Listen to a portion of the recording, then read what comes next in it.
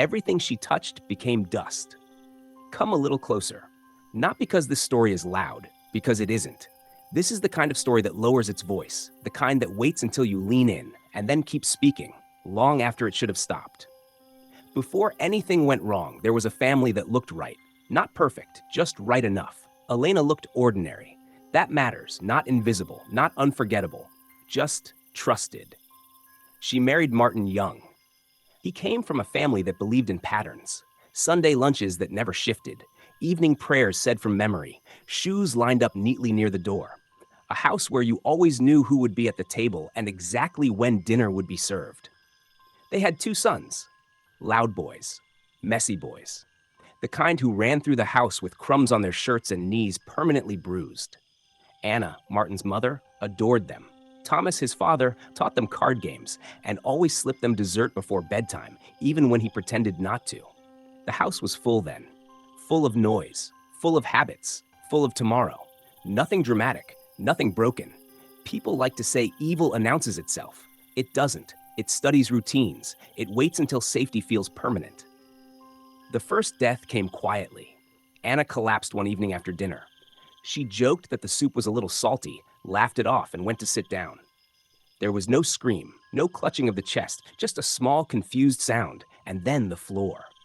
By the time help arrived, it was already finished. She was in her 50s, too young, people said.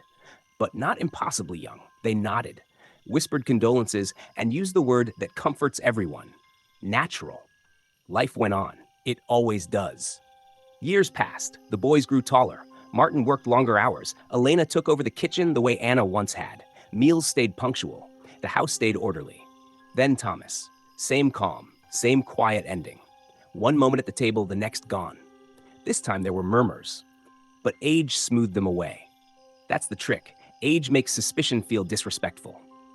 Elena mourned along with the rest of the family. There were tears in the house, long silences, shared meals eaten slowly. Grief moved through everyone differently, but no one stood apart from it.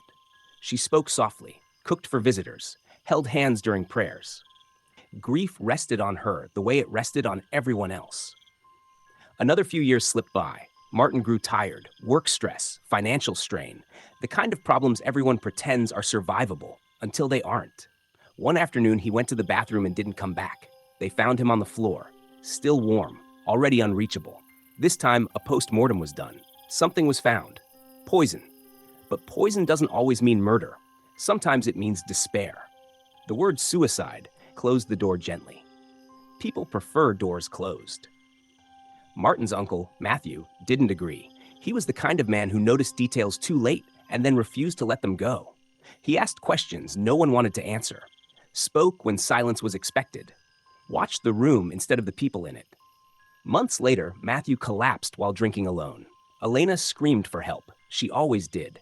Her voice carried just far enough. By the time the ambulance arrived, Matthew was dead. People stopped calling it coincidence. They started calling it tragedy. Then came the child. A family gathering. Long tables. Shared dishes. Someone said it felt good to all be together again. A toddler, barely old enough to form sentences, collapsed after eating. 3 days in a hospital bed. 3 nights of hope thinning into quiet. Food poisoning, they said. What else could it be? Time passed. Time always helps people forget. Until it didn't. Martin's brother Lucas never stopped counting. 6 deaths, 14 years, always after food, always within the same circle. He went to authorities. Again and again. Nothing happened. Trust is heavier than evidence. Then Elena married again. It should have felt like closure, a new chapter, proof that the story had moved on. Instead, it sharpened the silence. Lucas pushed harder, refused to let the dead stay buried, literally. Years after the first death, the graves were opened.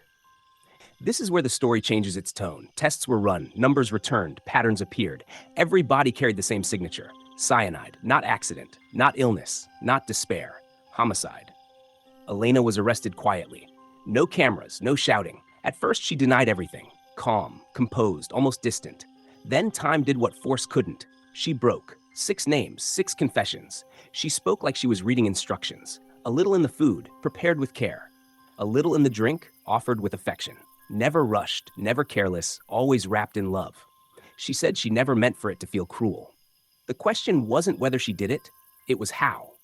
Cyanide isn't something you buy on impulse. Eventually, the truth surfaced. Friends, favors, excuses, money, alcohol. She said it was for pests, rats. No one checked. The trials are still talked about, sentences debated. Justice doesn't rush, but it doesn't forget either. Elena sits alone now. No family table, no audience, just walls and time. But this isn't her story anymore. It belongs to the ones left behind. Two sons who will never hear their father's voice again. A brother who trusted his instincts too late.